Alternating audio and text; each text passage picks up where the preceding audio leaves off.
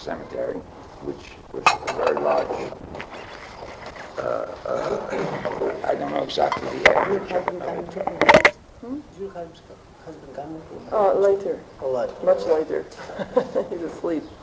And this government wanted to take that because there was no use of it. In other words, the Jews, they had such an amount of land that they had no use for it, there being that only 100 in here. So they were trying to take it away. And this was the present regime? Not recently? The present, the 141 and the 145, the 46 when Greece was liberated. And that was the time in 1951 when I came down here, and that's the time when we started to talk about it, that what to do, not to lose it. So Mr. Cohen, being a smart man, very brilliant, he was educated in England, in Oxford. This is your cousin? Yes, my cousin.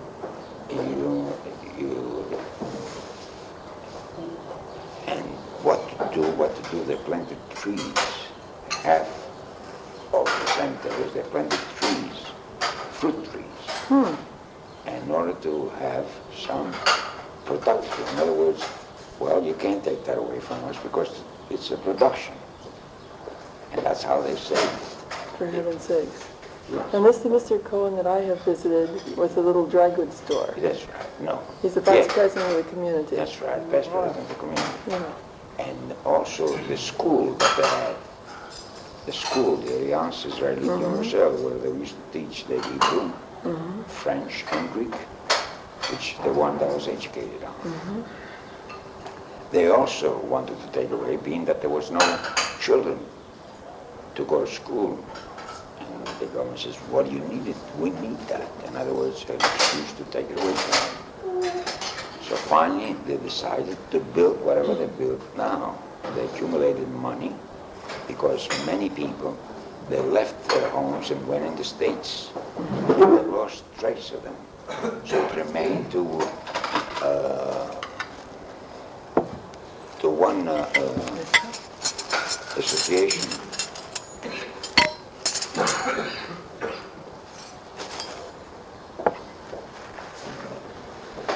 They named it a certain association, which I don't remember, and they were used to collect their rents out of these homes, and from the rents and other homes they sold, and with that money they built these homes where they live on now.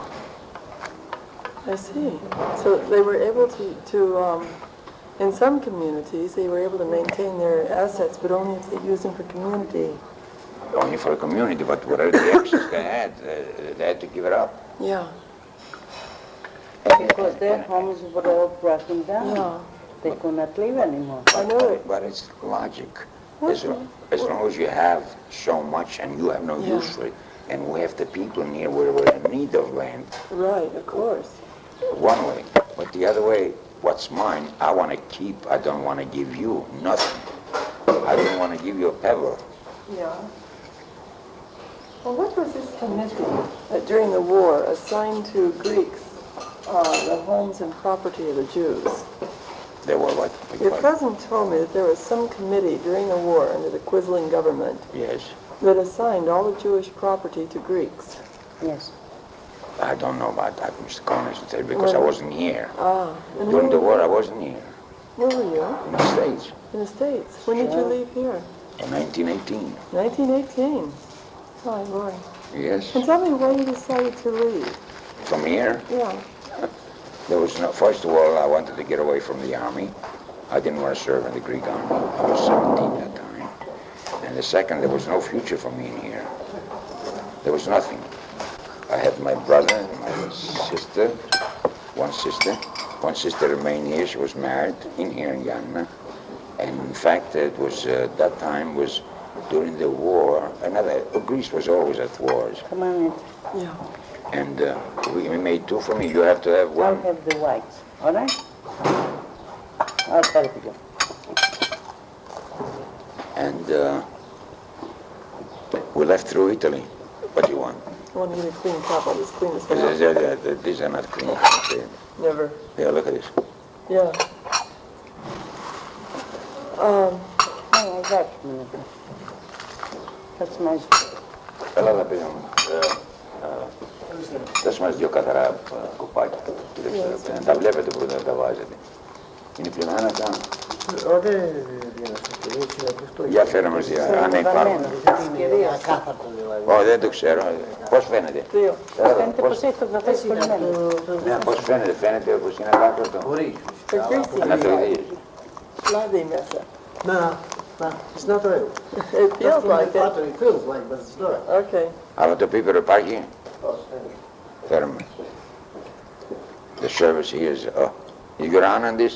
You're on? Yeah, it's still running. Keep going, you know, even if American born.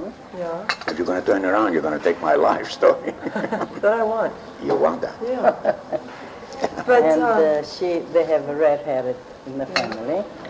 That's why her children is red-headed. Comes from the grandpa and from her family too. And my son's three are My son is in Sweden now, in Copenhagen. yeah. Yeah. And he must fit in perfectly. And if I knew that, I would have flew there to meet him, or Yeah. come down here. He's within a group. Yeah. They always, last year they picked Spain, this year they picked Copenhagen, other times they pick England, Yeah. or Italy and so on. I said, why don't you pick Greece? I said, why don't you pick Greece? He says, Greece, that's later. And he's 25 years married this year. My My God. both children, my daughter and my son. My grandson got married last year, and before he went to school, he came here to spend his honeymoon, and he enjoyed it Yeah, very, very the much. doctor. He was Yeah. here 3 weeks for his Yeah, ask honeymoon. how old you are. How old do you think I am? Well, I would have guessed you to be in your 50s or maybe 50s, you're very wrong. early I am wish I on the loved you, 70s. but You are. On the 70s, yes. God really? I was May 1st, 70 years old. Really? You're like my grandparents. My grandmother's in her 80s and looks like a woman 50. I was married 47 years. Yeah? One engaged 46. I have a son of 46. Yeah. Can I deny my age? Gee. Can't. I don't. I hope that fate is so generous with me and my husband. I hope I so. tell you, You too. I like... Don't tell everybody because I found- everybody, you're fine. Of course, I have pains and aches, you know, Yeah. doctor's here and all this, but thank God what I see. I you got see? pains and aches too. Because see, I am volunteer Yeah. in old age home in Brooklyn. Really? Sephardic home for the Sephardic aged. That's home what for you the next aged. you have to visit. You see, and I have my papers here. I can show you my papers. You know that I am on the home news. I was the woman of the They month. publish a newspaper also. And my life there and what I do. And my son is an executive of the board of directors Yeah. too. And I am and the ladies, Lasha, we call Lasha, the ladies auxiliary of the Yeah. old age home. And we do wonders for our old age people. Well, how many Jews are there in the States? There are about 4 or 5, maybe more than that, thousands. They're running to thousands of Sephardic. How fathers. can this be when there are only 2,000? Well, not only from Yemen, not only from Oh, Yemen. all of Greece. They're all of Greece. They come from Turkey also. This home is strictly only for Sephardics. Now, we cannot put Ashkenazis. We can't put anybody else there because it's I'll show you my pride. because we Yes. should speak together. You see, now, we have no discrimination, but the Ashkenazis come in and says, you discriminate us. We don't. This is why don't you take us? You will not be happy. We want our people to be very happy. Now, for instance, there's a language barrier. Because all of them, they're elderly and they don't speak the language. They English, they just Spanish with the Spanish and Greeks with the Greeks. That's one. And then there's food barrier. The food, we cook Greek. You Ashkenazis, they cook different. Am I right? You wouldn't want to eat that. No, that's another. Now, the next thing is Hakim. In other words, ethics. And not food, I'll tell you. And then we make him understand that you are right. You're right. That's Right. too fast. Hands up. Hands up. Hands up. Hands up. Now going back to age, I enjoy life every moment, and makes me very happy, especially with my music, and I forget about my years. It's like the States that they say, it's not the quantity, it's the quality. Mm-hmm. Now the same thing, it's the quality. Oh, he's my husband. Not the quantity. Jim, I'd like Relatives, cousins and nephews and all that from the mother's side, they become closer than the father's side. The cousins from the father's side, they drift away a little bit. But from the mother's, I don't know why. Motherly love, maybe. Now, madam, coming back to women's liberation, what more you women want than what you got? Tell me. I don't want what I got. What more can we give you? What more can we give you? We give you everything. You boss us around, with my apologies. You boss us around. What are your first names? You're Eva. Nan. You're Eva. Eva. Who is Nan? Nathan. Nathan. Ah. Nissim was taken from the month of Nisan, the Yeah. first month of Nisan, Iyar, Yeah. and so on. So I was born in the month of Nisan. Mm-hmm. And the word Nisan comes from Nissim and Nifraoth. Mm-hmm. And that's why they named me Nissim. And then going in the States is Nathan. Nathan. And then I cut it short as Net, N-A-T. Mm-hmm. And then with the Greeks, they had an apostle, Nathaniel. Mm-hmm. We also have in the States, Nathaniel. Yeah. Nathaniels, we have, so all these names combined, I'm like the barrel, wherever I am, I use that name. Here in Yeah. Greece, I use Nathaniel, because they ask me, Nat, or Nathan, what is this here? And that's why I named myself Nathaniel in Greece. Nathan in my signature is Nathan. And for short, they call me Nat. Nathan. That's interesting. But Well, now, see, the since Jews they of got Yanana engaged, technically are not Well, Sephardim, are they? like Right? Yes, you do. Yes, they originally. They were here all- long all- before the expulsion from Spain. No, they weren't. now everybody I don't knows think so. Mazanet. Of course, Who they told know you that? Mazanet Negro. Maybe I don't know Your much cousin about is that. born, for one. Netin Possible. is But, regular If he the told you that, legend, it was the legend is that the But Yanana Jewish everybody, community is even one of the the oldest in Greece. It goes back 2,000 or more years. And if this is true, it's only been, since 1492 that the Jews came to Spain. And these were the Sephardim. It's funny. Now, I understood that the Jews of Yanana don't speak Ladino, they speak Greek. They speak no Ladino, no, they speak Greek. And this is another proof that they are not really Sephardim. They are more ancient than Sephardim. Well, the Ladino was in Turkey. During the certain places in Greece, certain Yeah, cities, Salonika. Salonika and Kavala and Bulgaria. Rhodes, And those places speak the Ladino. And they took over in Colchida. They Yes. absorbed, everywhere they absorbed the older Jewish communities, except in Yanana, Yeah. except in a couple other places. Travis, This is Jim, I'd like to get a cup of coffee if we have any childhood in Yanana, and your childhood in Kreveza. What life was like, what the Jewish community was like, the shuls. in Yanna, as far as I remember, there was really a Jewish community where at Fridays we had a man called Time for Shabbos, Ora Yesabbath, and everybody would close shop, go home, wash, bath, go to shul, and come back for dinner. That was on Friday night. Saturday morning, we had to go to shul. As a child, I remember if I wasn't going to shul, they would take all my liberties.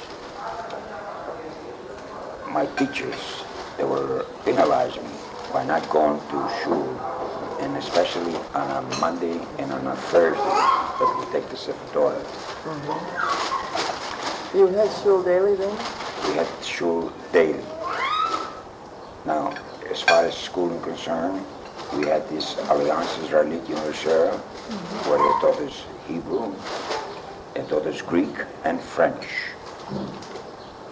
And that's where I went up to 1912, 13, war broke out between the Greeks and the Turks. and they took us out of school. Now, was this area Turkish at that time? At that time, up to 1912, Under Turkish domination? under Turkish domination. Rule, yeah. Rule. And then the Greeks took over. They had a war. And then that's the time they took our schools for hostels and everything, and that was the end of my education. And then I had to learn to educate myself. You mean when the Greeks took over Yanana, they closed the Jewish schools? Not the Greeks, the Turks, yes, they closed. They closed it during the war, they closed. But after we started to go back again to schools, I went to a Greek school, which they called Zosimea Scholi. And I wanted to, I finished like public school and 1 or 2 classes of high school. That was the end of my education. Not me, but most of my classmates, most of my friends. They did not open up the alliance again? The alliance And then they opened up again, of course, but whoever could afford to go in school could go, otherwise we had to work. But what was life like here under the Turks for the Jew? And then what was it like during the war? Well, I couldn't remember that far back what was they always in fear with the Turks. But when the Greeks come in, no fear. What do you mean by fear? A fear maybe they would beat us up because we were Jews, and to give you illustration, they used to go and buy to the merchants in credit. Yeah. And to pay the credit back, Yeah. it would take them a long, long time. Naturally, the merchantman had to go and ask him, Effendi, when you going to pay me? He says, I don't know, I'll let you know. And keep going for a year or so on. It came to a point where the Turk tells him, just because you ask me, I'm not going to give you the money. And were the Jews free to practice their religion in their Yes, schools open? yes. So it was mainly a personal, individual Individual, only the ones, most of them, the uneducated person is the one that has that hate. Yeah. And not, I think, not when a person hates not on account of only the Jews, he hates others too. Like in South, the same. We have it in the States and South. They don't hate only the Jews, they hate the other people too. They hate the colors. So the official Turkish position was liberal and just? Well, I tell you, the Jew didn't have any power at all. It was nil, zero. Yeah. Nothing.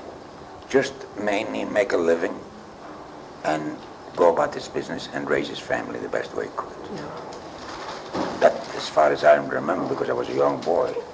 Now, and going in 1916, 17, war broke out again. And 18, I left this country. I came back in 1951. And from 51, I kept coming back every 3-4 years, up to now, up to date. And I found things much, much better. Greece, tremendous, much better. And I think they'll be as good as the United States as a small country. Yeah. Very wealthy. As good as the United States. Well, now, when But it'll take a little time because there's so much money. There was so much money because I came in 51. I don't mind even if you repeat that. They didn't have no paper, toilet paper. I brought that from the United States, a full trunk. And as if I knew, they didn't have that much. And then all of a sudden I come back in 54 and I see a little different. And in 57, I've seen high rises. Where'd that money come from? Where this money comes from now? And I see the difference that you go to, in Athens, you go to a store to buy anything, pair of shoes or anything at all, you see 10, 15 customers. Mm-hmm. Where do you see, what part of the United States you see the crowds like ammonia or in This is incredible, isn't it? not an ammonia, not an ammonia. Lunchtime, σε σκοτώνουνε. They kill you. You see Academia and then the other square. Where do you see? And where do you see so many people? And these people work. Now I know one thing, they will change the times in here. And other words, to go to work like human beings. 8 o'clock in the morning, the way we do. Yeah. Between 12 and 1, lunch, and 5 o'clock, close shop and go about your business. There's talk of doing this now. They're tired of this. Can you imagine? 4 times a day, that crowd going back again with a car, arguments with the drivers. Live with. And some drivers they are, you know. Right. The drivers, at least traffic. Listen, I'm interested in the revolution when the Greeks and the Turks fought for this area. Where do the Jews stand on this? Do the Jews support either side? Did they fight for either side? Or did they just go in their houses and close the doors and wait? That's it. They had nothing to say. They were no power. They had no power. And they didn't care one way or the other. They didn't care one way or another. Didn't they think, though, that maybe under the Greeks life would be better for them? Or did they think maybe under the Turks life would be better? Well, they knew that time. They knew because they were going to Greece and buy merchandise. Yeah. They used to go to France and everything. They knew. But they didn't have anything to say to them. There was no difference. There was no difference. And then when the Greeks took over, did things change? Things changed. Yes. How did they change? How they changed, I'll tell you. As I told you, hate is always in creation from the time of Cain and Abel. They hate. Yeah. That's one brother with another that they killed. Now the same thing here. Some Jews, they came, some Greeks came over, a few, and complained to the Greek government that we, Jews, that we did this to them, we did that to them, we used to take their money, we used to take their rents, overcharge them on their rents, and so on and so forth. We were criminals. They were picture them so much. And that time, King Constantine came over in here. It wasn't a king then, it was a prince, Constantine, I remember correctly. And he came the second, third day when this fell to the Greeks. And he visited many places, and he visited jail. Where you went to the museum? Yeah. There were the jails there. Where was there? And the king asked him, what are you in for? What is your name? He gave him a Christian name, an Orthodox name. What is your name? What are you in for? I didn't do anything. I didn't do anything. I'm innocent. Well, finally, some of them were honest that they did this and they did this crime. So he gave them an amnesty. But among them, that there were a couple of thousand, I don't remember how many were in jail, didn't find one Jew. Interesting. Didn't find one Jew. He went back again to the priest the next day. He says, I heard a complaint, and naturally if I hear a complaint, I must take care of it immediately. He says, you told me about the Jews. If they were so bad, they were so criminals, why didn't you jail them? I didn't find one. And the records show there wasn't anybody in jail for years and years. There you are. That is interesting. Well, isn't it the same thing Yeah. in the United States? Well, We it's done have, everywhere in the world. no, and that's why I say that I'm proud to be a Greek and to be a Greek Jew, because in the Greek newspaper and the newspapers, any crime is concerned, you don't find Hadjopoulos, Fatopoulos, Dimitriades, and Cones and Markovits and Moskowitz and all that. You don't read that. Very, very Everywhere there are Jews, very few of them are in crime. Not even near, maybe 1%. The same thing with the Greeks. Yeah. That's something that we are proud of it, Yes. because we believe in our families. We are family people. If we have 5 children, we have to see why this child is not here tonight, why he went late, 8:30, 9, 10 o'clock is not home, 11 o'clock is not home, and the other 4 are home. Don't you think we have to check into it? The other people check into it? Now you ask me questions. Why today are the Jews of Yanana not observant? They have enough people here to have a minyan, to have services, and yet last night I went to the synagogue to attend services. There's no services there. I was told they only have services in 5 days of Pesach. they have it in Pesach, they have it in Rosh Hashanah, Yom Kippur, Sukkot, Purim, and all these, whatever holidays they have. Now, they have business to attend. Yeah. There are only a few They don't want to sacrifice their business and to go, and that drifts away, their religion drifts away. In Athens, the same thing. They have it on a Saturday. Well, Shamus last night told me they don't have it because they have no rabbi, but that's no excuse Well, for here Jews. they have a rabbi. Where, in Yanana? In Young, I think I was told last night that they have a rabbi. Really? Yes. Somebody, I don't know. That's what I was told. They said they had no rabbi, no chazan. No. If they had a rabbi, he would be having services. They're all, Mr. Kong can daven well, he can read. Any one of them can read. I can read. Jews don't need a rabbi to have They don't services. need, no, you can read yourself, go on shul there. We Americans don't have a rabbi, but we lead our own services. The women and the men read the Torah and read the... We always have a rabbi. We have a rabbi, We have a rabbi. cancers we have. Yeah, but we Yeah. Americans in Athens Oh, and have no rabbi. Oh, you have no rabbi? No, we have a young Navy lieutenant, or Yes, ensign, yes. who's a yeshiva graduate. Yes. He reads part of the service. That's all right. I read part of the service. Well, Other people read, the women and the men take equal part, and we have our worship. But you see, But here, the woman, you see, I'm going back to woman revelation. before you left, when you grew up in Preveza, was it a big Jewish community? Was it Orthodox? Yes, Jewish conservative? community. We were very happy with when I was born, it was taught then. And then it became Greek, my hometown. Yeah. And, well, I, as a child, was very happy because my father was very well off. What did he do? He had a store, like a department store, and he used to peddle outside, of course, with another man to help him. He was well known. He was the president of the Jewish community of the school, Hebrew school, and he was a very big donator and helped poor people, Christians too. For instance, like young girls, at that time, it was when they used to be engaged, they used to get a boy to marry off their daughter, and they weren't well off to make their trousseau. And if the boy would say, I want such and such a time, and if they didn't, and they wouldn't say yes, so he would leave the girl. So my father, he used to give all the trousseau with the trust. He says, marry off the daughter, you shouldn't lose the boy. And says, she gets married, and little by little, she'll pay me off. See, you saw things like that. But he used to take care of the children's school. He was the president of the school, of the Jewish school.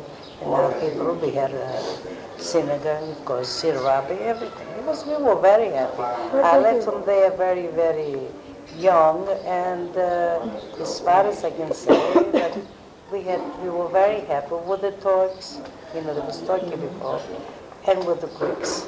And I still, when I go to my hometown, all the Greeks, there is no Jew there. Now it's only one woman, which is, I think she came here. There is no Jewish people there in my hometown. And we have the Greeks, and as soon as they see me, they are with open arms. They don't know what to do to me. How big a community was it when you left? Was it a large community like... Well, I wouldn't know the amount of population, but we were few Greeks. Jews.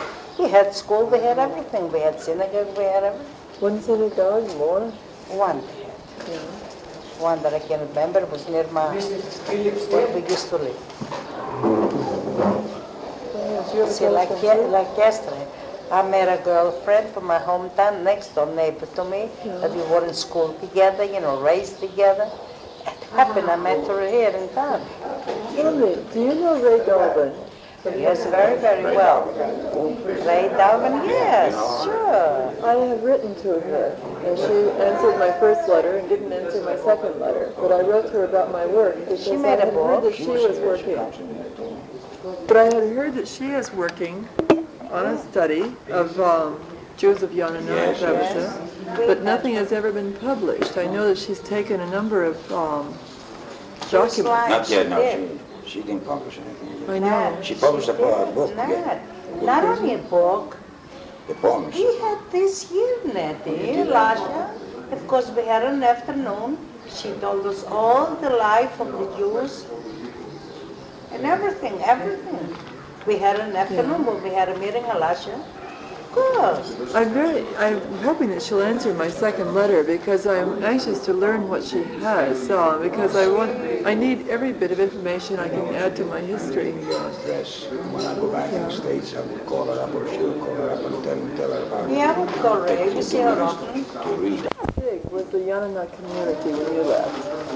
I don't know. Was it as big, you think, as when the Germans came, 2000? Oh, no, they were less because they left from here and we went to the States. I lost my family from here. My How mother. many left when you left? About this year, almost half. Yeah. More I can tell you because they've been here. Or the president, I don't know, did you meet the president of He's in Athens now. He was in Israel last time I was here. No, the president of Yanina. Matze. No, not Matze. Who's president? Julia Pinchas? No, it's Samuel Matzes. Oh, Samuel Matze is the president now. Yes. And he was in Israel last time I was here, and today he's in Athens. Today he's in Athens, yes. He's also, you have met that man, he's also brilliant, very Yes. educated man. He can tell you more than me because I've been away. Yeah. Well, how is it that your cousin went to Oxford to study? It seems unusual that a man from a little town like Yanina, way up in the remote reaches of Greece against Albania. The same thing is now, his son is in the States. in Chicago, I believe. Chicago. Where is he? Studying philosophy. Yes. Yes. His daughter It's in Israel. in Israel. Yeah. And But did many Jews go from Franco's here was to... the Franco Is Eliezer? Eliasaf. Eliasaf. Eliasaf. Mr. Eliasaf is the president of the community here. Or No, Mr. Matz, I don't know which one of the two. He also has a daughter. But she's studying in English. Now she's in Athens. She's in Athens now. She's going with a group in England. Well, have Jews from Yanina always gone off to study? Always, most of the time. And how about the Greeks of this town? Have they had such a high educational...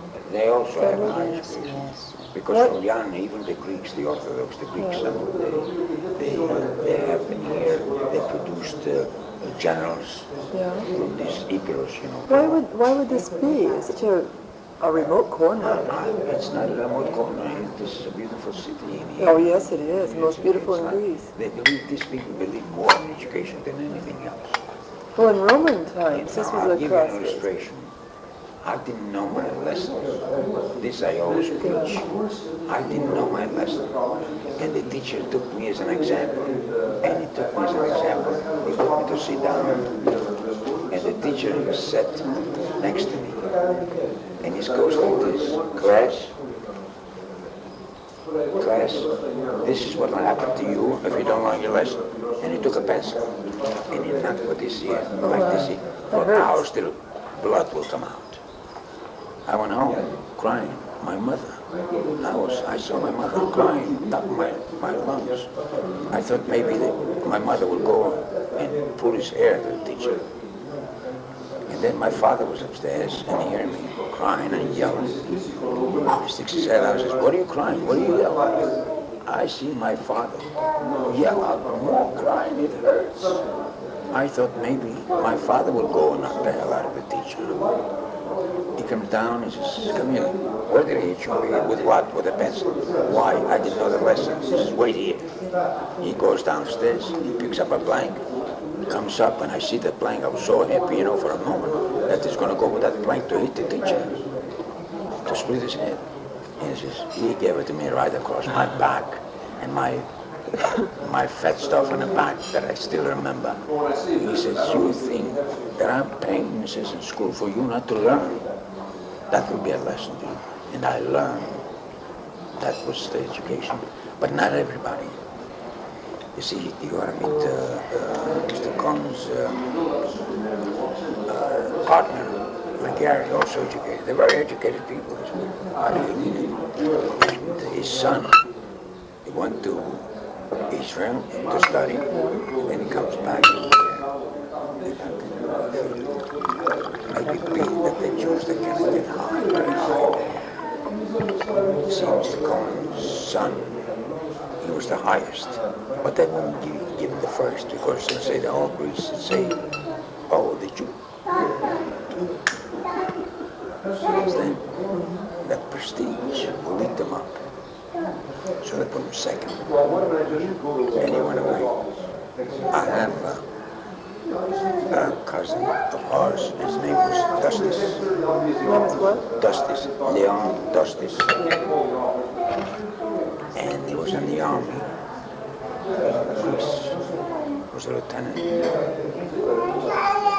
And the senator was very high educated and brilliant keen, because let's face it, the Jew and the Greeks, they have it. Here a bit more. And they found him as an excellent key in about 10 more to the United States to learn mechanical tanks and all that. He stayed 4 years. He was married, he brought his wife, he's got a life, he's all right. Good girl, good, keep going. Let's put this closer so we can... They send him to the States to learn the mechanic and come back. After spending 4 years in the United States, he got sick and everything else. They come back in here to train the other soldiers, the army. They will not promote him. Why? I ask you that question. Why? Now, at least give him something. Give him a medal or something that he did that much for years. Now, what year was this? When did it happen? 1957, I think. Now, he come back in here. They heard his feelings. He quit the army. Now, being an army man is an army man. That's Morning, Kobe, come and meet some... But I do want to meet with you when you're in Athens. Okay. He'll be visiting us in Athens here. Pardon me? He will visit us in Athens. I'm trying to talk him into speaking to our group now. No, I'm going to run down to the garage and finalize my bill. Give me this for a second. I'm going to go into town and meet with Manus and with Nick Mustakas. Okay, I'll be walking in later. Mustakas. Fucking Mustakas. He came back to the States. He was unhappy and he resigned. Yeah. He retired. Now he found the excuse. They asked him, why do you retire? He says, I want to go in business. And he did open up a store as a merchant for about 6 or 8 months. That was an excuse only. And then he packed everything and he went to Israel. Israel, he showed the credentials, what he did, how much he knew about the army, and what he knew about the mechanized, that he had in education in the United States. He learned the English language. This is the man who led the armored assault Yes. that took, I believe, the Sinai. No, that wasn't him. No. There was a Greek armored officer, though, a Jew. Well, yes, possible it was him. His name was Leon Dostis, Yehuda. His Hebrew name was Yehuda, and they call him Leon. Now, he went there, they accepted him, but he says, you gotta go start from the beginning. In school to learn language, number one. And he used to go with a kindergarten, a big man like that. He wasn't ashamed because there were others there. Kept going, and then they visualized that the man had guts. They took him on their own, like the Pentagon. And I was there in 1967 during the war after finished, the 7-day war. I was there. Yeah. I was here and I jumped, I took the plane and I went there. And he took me in his room to show me maps, the way they used to work, the way they operated among themselves. For instance, if they want to take that mountain, what would they do about it? How much mechanized they need and all these things. They had all color pencils. They used to make the map. And then the generals there used to take from this, the rest of the generals. If 3-4 agreed the same way, they would go ahead and do it. If 1 and the other 7 disagreed, they would not do it. Those are the things they explained to me, and that's how. And then he had a heart problem, and he passed away with the honors of general, because they didn't have any generals there. They were all young. They wouldn't give up the army, and being that they did so much, he says, we cannot give him a star and make him a general, at least give him the salary. Was this in the 57 war or the 67 war? 67 war. And he died in 67, 69, I think he died. I visited his wife in Israel, and they gave him the honors when they buried him. When they buried him, they gave him the honors as a general. I have heard about him.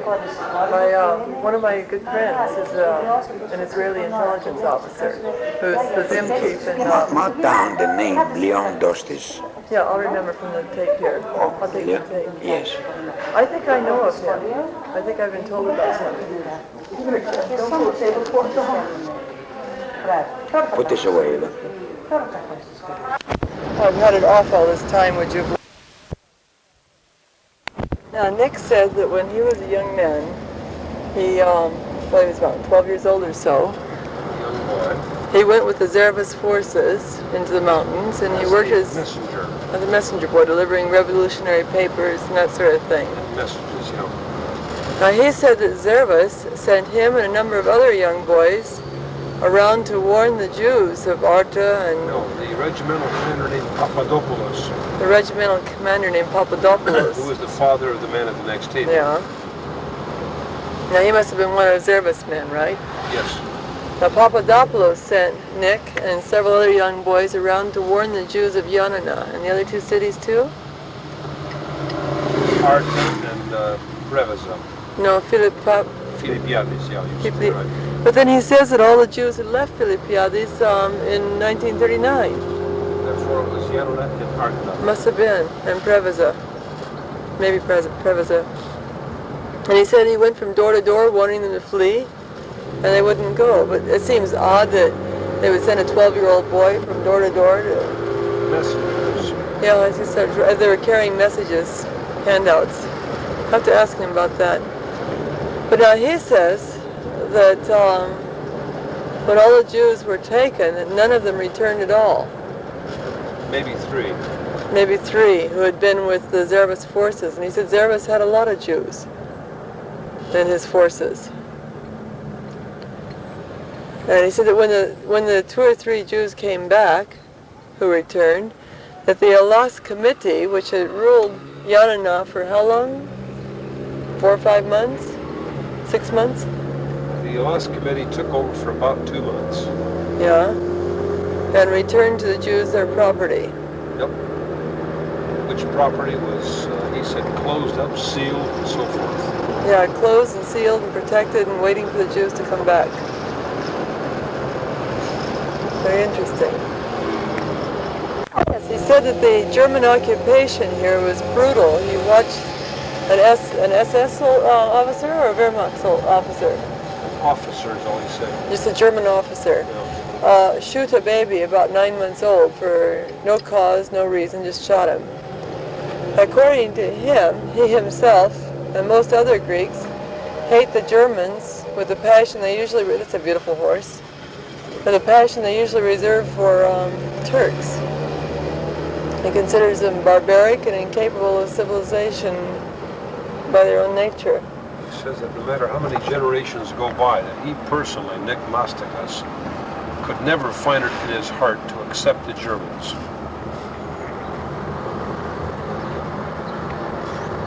Yes, Nick said that there is absolutely no anti-Semitism whatsoever in Greece, didn't he? No. What did he say? I didn't hear him say that.